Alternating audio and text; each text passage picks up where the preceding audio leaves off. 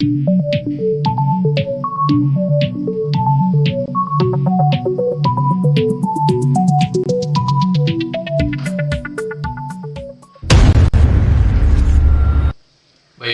selamat datang dalam channel Kuliah Daring bersama saya Dudi Manartono. Kali ini kita akan membahas tentang representasi. Representasi merupakan kajian mengenai teks, berada dalam kajian culture studies. Ini berada dalam paradigma kritis. Jadi representasi adalah bagian dari produksi kebudayaan melalui sistem tanda baik bahasa maupun tanda-tanda semiotik lainnya. Nah, representasi di sini adalah sebuah teori yang diperkenalkan oleh Stuart Hall. Nah, untuk lebih jauh, sebelum lebih jauh kita melangkah ke sana, seperti biasa, subscribe bagi yang belum subscribe dan tekan tanda lonceng untuk mendapatkan notifikasi. Oke, baik, kita mulai pembahasan kita tentang representasi dari Stuart Hall. Jadi representasi adalah sebuah konsep penggabungan antara konsep abstrak yang ada dalam benak kita dengan menggunakan medium bahasa. Bahasa di sini dibuat untuk memungkinkan kita mengartikan sesuatu baik berupa objek benda, orang, atau fenomena, bahkan dari dunia imajinasi atau objek-objek imajinatif yang fiksional sekalipun gitu. Ya. Seperti objek-objek imajinatif itu seperti aliens, hantu, apalagi dinosaurus dan sebagainya itu kan direpresentasikan menggunakan bahasa sehingga kita bisa mengenali, bertukar makna, bertukar konsep dengan orang-orang dari kelompok kebudayaan yang sama. Nah, representasi menurut Hall adalah suatu proses di mana meaning atau sebuah arti yang diproduksi dengan menggunakan bahasa tadi dipertukarkan antara anggota kelompok dalam sebuah kebudayaan, dalam sebuah culture. Gitu. Jadi proses representasi ini erat kaitannya dengan culture sebuah kelompok. Pertukaran tanda tadi, pertukaran bahasa tadi dimungkinkan karena adanya kesamaan latar belakang budaya. Nah, representasi dengan demikian menurut Stuart Hall mengandung dua pengertian. Yang pertama adalah representasi mental, yaitu konsep tentang sesuatu yang ada dalam benak kita, dalam kepala kita, atau disebut meta konseptual. Pada tahapan ini, representasi masih dalam bentuk sesuatu yang abstrak, masih dalam konsep. Kita melihat fenomena tertentu, kita melihat sesuatu tertentu ada di konsep kita, kemudian baru kita bahasakan. Nah, pada proses ini kita tentu akan mencari medium yang tepat untuk menggambarkan proses mental yang abstrak tadi, yaitu representasi bahasa. Bahasa yang kita gunakan tentu saja bahasa yang menjadi medium yang sama-sama digunakan dalam sebuah kelompok yang sama dengan kita. Jadi bahasa menggabungkan konsep dan ide kita tentang satu tanda atau simbol tertentu agar mudah dipahami. Kalau kita menyebut sesuatu objek yang tidak dikenal, kemudian kita akan bercerita dengan lawan bicara kita, dengan teman kita, dengan sahabat kita, keluarga kita. Kalau kita tidak punya medium bahasanya, kita tidak punya kosakata untuk menerangkan itu agak susah. Ya paling nggak harus digambar. Orang gambar, kalau kita nggak pintar gambar, ya orang nggak akan paham juga. Bahasa itu, kata itu kan menjadi mewakili objek yang diwakilinya. Gitu. Kalau kita menyebut kata buku itu kan, kata buku itu mewakili objek yang namanya buku. Gitu. Nah, kata buku tadi adalah sebuah representasi yang tentu saja proses produksinya sangat tergantung pada konsep kebudayaan di mana komunitas itu ada. Gitu. Nah, itu yang diperkenalkan oleh Hall bahwa representasi menyangkut dua hal, pertama mental dan kedua adalah bahasa. Nah, bagi Stuart Hall, representasi adalah praktik ideologi. Kenapa? Karena representasi itu bukan suatu proses yang objektif atau netral. Sebaliknya, ia terkait dengan bagaimana makna dan nilai dalam sebuah masyarakat diterima dan dipahami. Dengan demikian, yang namanya representasi memiliki hubungan erat dengan nilai-nilai sosial, dengan makna, dengan norma, dan mereka bahkan berkontribusi pada penciptaan dan pemeliharaan sistem sosial dalam kebudayaan tertentu. Jadi representasi itu ya memang berada dalam paradigma kritis. Stuart Hall memperkenalkan konsep itu, konsep representasi itu, untuk membawa kita, membantu kita memahami, membongkar praktik ideologi di balik representasi yang ada. Ya. Oke, kita nanti akan lihat beberapa poin penting yang harus kita garis bawahi ketika kita membicarakan representasi menurut Stuart Hall. Yang pertama adalah tadi, representasi adalah bukan proses yang objektif atau netral. Ya. Representasi tidak dapat dipahami sebagai proses yang objektif atau netral tadi. Ia selalu memiliki kaitan erat dengan makna dan nilai sosial, dan mereka bahkan berkontribusi pada penciptaan pemeliharaan sosial. Contohnya, film yang menjadikan perempuan sebagai objek seksualitas. Dalam film biasanya perempuan ditampilkan dengan dalam sisi seksualitas tadi, kecantikannya dan sebagainya. Atau dalam pesan melalui representasi gender dalam fashion, dalam berpakaian. Kita tahu bahwa sebutlah celana panjang itu kan identik dengan atau mitos bahwa celana panjang adalah pakaian laki-laki, rok adalah pakaian perempuan. Nah, representasi bahwa celana panjang atau rok adalah pakaian perempuan itu adalah sesuatu yang berkaitan dengan nilai-nilai sosial gitu. Kalau kalian nonton filmnya tentang Freddie Mercury, film Queen itu, ada satu adegan ketika Freddie Mercury datang ke sebuah toko atau mall gitu. Dia memilih-milih pakaian di tempat perempuan. Kemudian penjaga tokonya bilang bahwa ini untuk perempuan. Terus Freddie Mercury bilang, apakah ini ada gendernya gitu? Sebenarnya laki-laki bisa aja pakai pakaian perempuan gitu, atau sebaliknya perempuan tentu lebih permisif untuk pakai pakaian laki-laki. Tapi laki-laki memakai pakaian perempuan itu menjadi persoalan. Ada nilai sosial, ada norma, ya, yang membuat dia tidak bisa sembarangan mengenakan pakaian itu. Disinilah representasi tadi menurut Hall adalah bukan sesuatu yang objektif dan netral. Makna itu disematkan oleh manusia pada objek yang netral tadi. Makna suci gitu. Itu juga bagian dari proses ini gitu. Sebuah bangunan merepresentasikan sebuah tempat yang suci. Nah, itu representasi pemaknaan tempat suci itu adalah pekerjaan manusia gitu. Komunitas tertentu yang menganggap bahwa tempat itu suci. Padahal bangunan yang sama bisa jadi tidak dimaknai suci.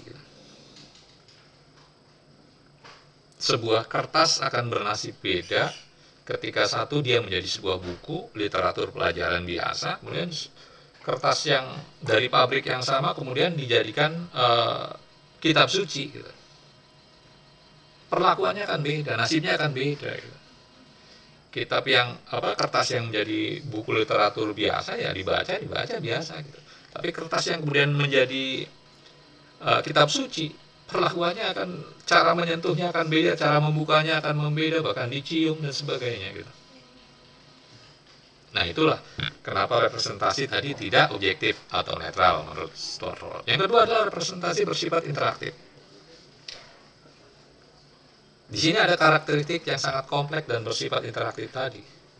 Jadi tidak hanya menggambarkan realitas, tapi juga membentuk dan memodifikasi pandangan kita tentang dunia. Iklan maunya. Sebutlah iklan BMW itu, yang menampilkan laki-laki citra sukses. Representasi dari kesuksesan adalah laki-laki dengan mengendarai BMW. Nah, itu bagian-bagian dari yang dikritisi oleh Hall gitu. Atau iklan-iklan rokok, citra sukses laki-laki adalah, kan kita bisa lihat di iklan-iklan rokok di Indonesia gitu. Kesuksesan karir, kehidupan yang dinamis dan sebagainya. Dan tentu saja tidak lupa ada representasi perempuan di sana gitu. Sebagai sebuah representasi kekuasaan patriarkis. Yang ketiga, poin penting lainnya adalah representasi memfasilitasi penciptaan dan pemeliharaan makna dan nilai-nilai sosial. Di sini representasi dipahami sebagai praktek ideologi tadi, menciptakan pemeliharaan nilai-nilai sosial yang sudah mapan. Nilai-nilai sosial yang sudah mapan, konsep patriarkis ada dalam kehidupan kita hari ini. Bahwa konsep dunia hari ini adalah dunia laki-laki. Gitu. Perempuan adalah supernaturally laki-laki. Dalam hal pakaian, namanya tadi. Pakaian laki-laki itu dibuat secara fungsional. Pakaian perempuan itu lebih menonjolkan pada keindahan, seksualitas. Nah, di sini aja sudah tidak ada kesetaraan dalam perspektif gender. Dan itu terus dipelihara melalui proses representasi, baik melalui iklan, film, maupun pertunjukan-pertunjukan.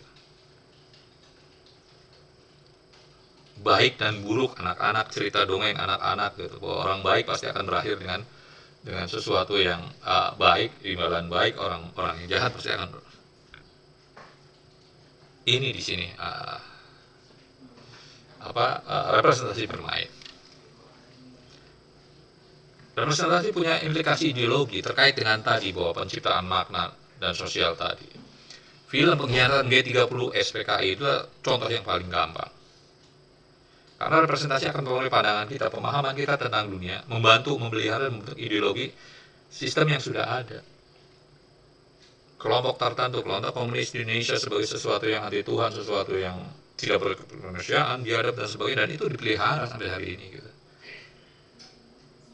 Ada kelompok-kelompok yang terus menghembuskan ini sebagai sebuah memelihara makna tadi. Untuk kepentingan politik mereka tentu saja, untuk kepentingan ekonomi mereka, untuk kepentingan sosial mereka. Di sini representasi kemudian memiliki implikasi ideologi.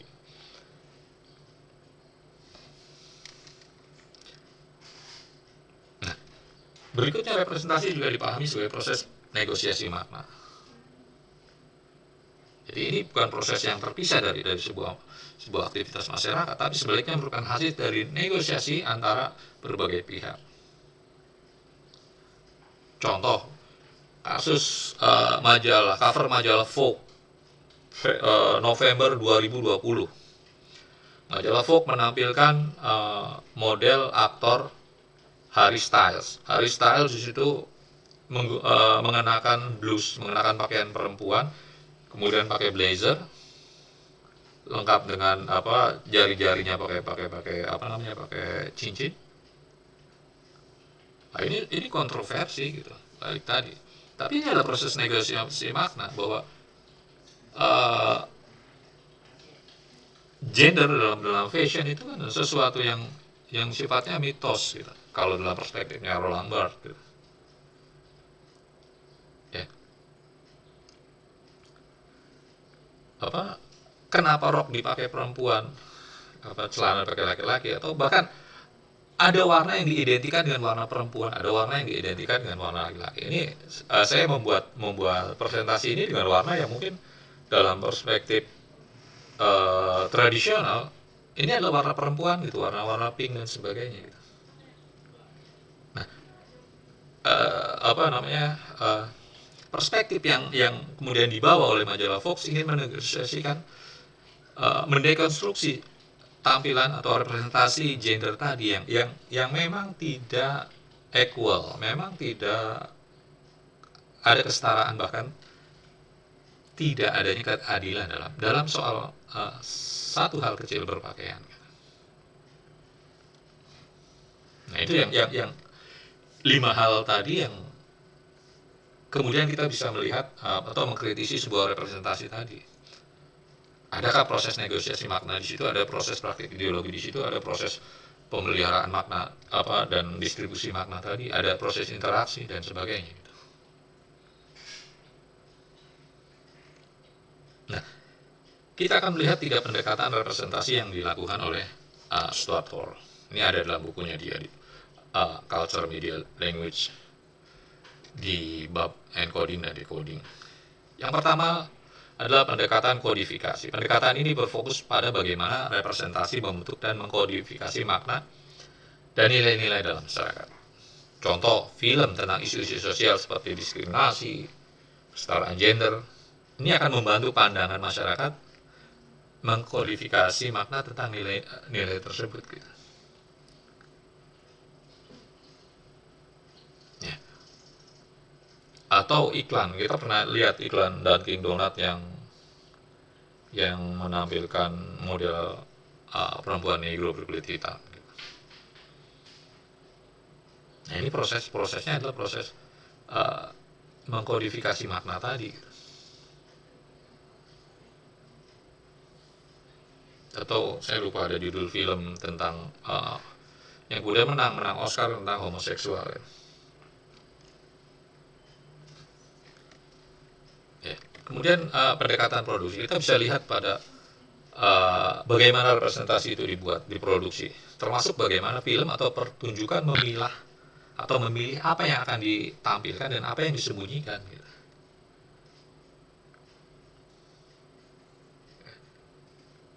Representasi adalah sebuah akhir dari sebuah proses, rangkaian proses praproduksi.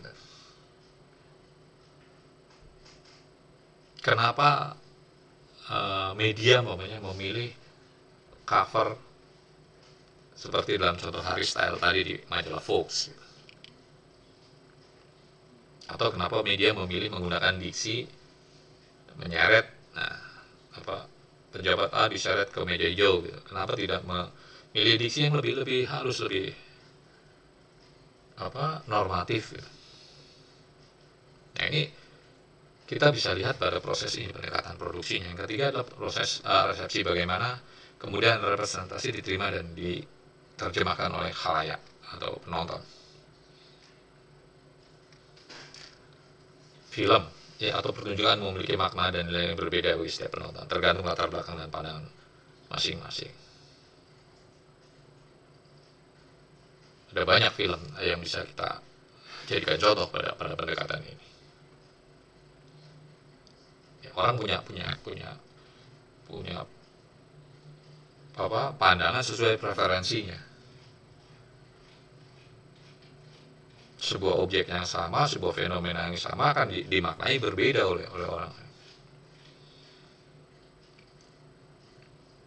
Sesuai dengan kepentingan politiknya tentu saja. Sebuah bencana aja bisa dipersepsikan sebagai azab, kemurkaan dan sebagainya, tapi dalam konteks yang sama mungkin dalam kelompok lain dianggap sebagai sebuah peringatan, tanda bahwa Yang Maha Kuasa masih menyayangi kita, masih menegur kita, gitu. Ya, ini sama, gitu. Saya ingat dulu ketika rame-ramenya demo 212, gitu. Ketika demo yang pertama, cuaca Jakarta cerah, muncullah representasi bahwa Tuhan merestui aksi kita hari ini dengan cuaca yang cerah. Begitu pada demo berikutnya dikasih hujan, Tuhan memberikan berkah pada kita yang sedang melakukan perjuangan ini.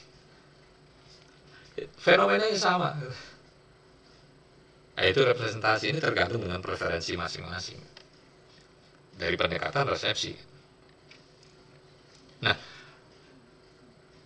representasi erat kaitannya dengan diskursus dan semiotika, erat kaitannya dengan wacana. Dalam melakukan studi atau penelitian tentang representasi, kita akan menggunakan dua metode ini, analisis wacana dan analisis semiotika. Wacana adalah sistem simbol dan tanda yang membentuk bahasa diskursus yang digunakan dalam masyarakat perbincangan. Wacana memainkan peranan dalam membentuk dan memahami makna dan nilai dalam sebuah media komunikasi. Tadi, wacana mana yang kuat sehingga kemudian memahami sebuah bencana sebagai sebuah azab, kekuatan politik mana yang kuat yang kemudian mempengaruhi itu, atau sebaliknya. Nah, dalam pendekatan semiotika ini berkait tentang studi tentang simbol, tentang tanda, kode yang digunakan dalam komunikasi, baik kode itu dalam bentuk bahasa maupun teks, gambar gitu.